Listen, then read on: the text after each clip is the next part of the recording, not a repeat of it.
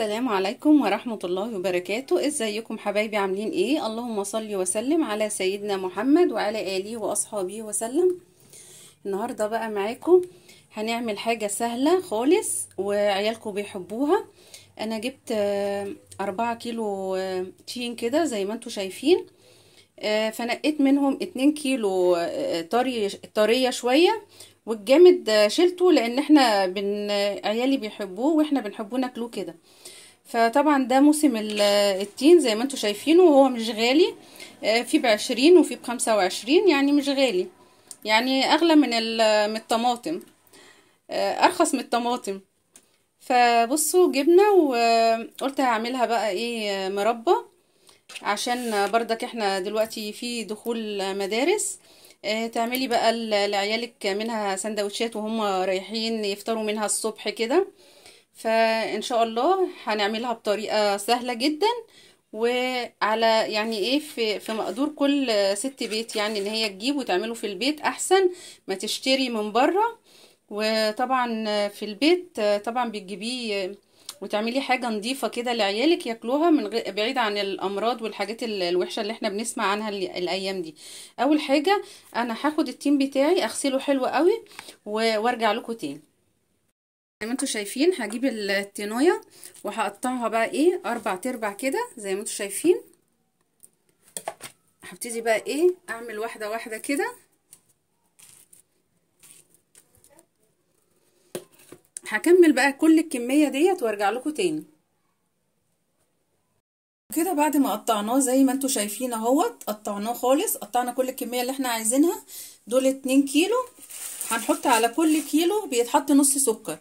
احنا دلوقتي عندنا 2 كيلو، يعني المفروض نحط كيلو سكر، بس انا هقلل السكر شويه يبقى مثلا كيلو الا ربع، عشان ما تبقاش اللي هي الحلوه قوي، واحنا مش بنحب الحاجه حلوه قوي.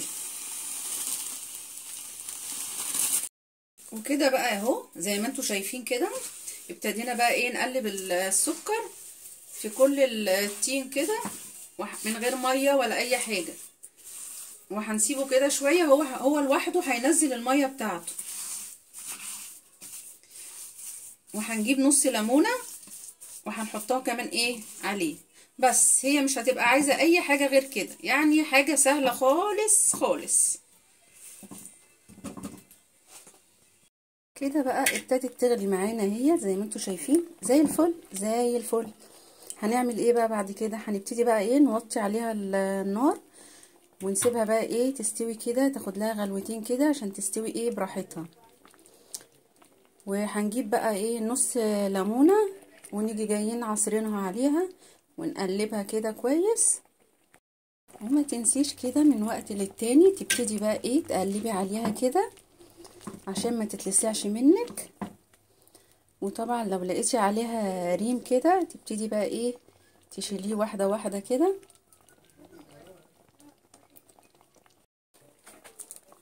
هنبتدي بقى اهي كل شويه نبص عليها كده، ولو لقينا كده الريم زي ما احنا ما قلنا نشيل الريم دوت عشان تطلع المربى بتاعتنا نظيفه. تمام زي الفل زي الفل. هنسيبها بقى كده، عملنا اللي علينا للمربى. هنسيبها بقى كده، وبرضك تخلوا بالكم كل شويه عشان ما تلزقش منكم وتحروق وتكرمل وتديكوا طعم ايه مش حلو. من وقت للتاني تيجي تبصي عليها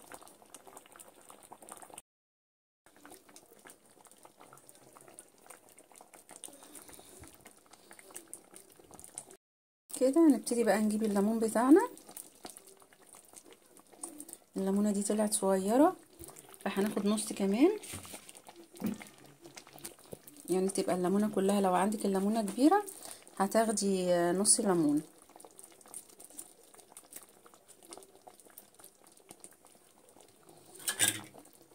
ونقلب كده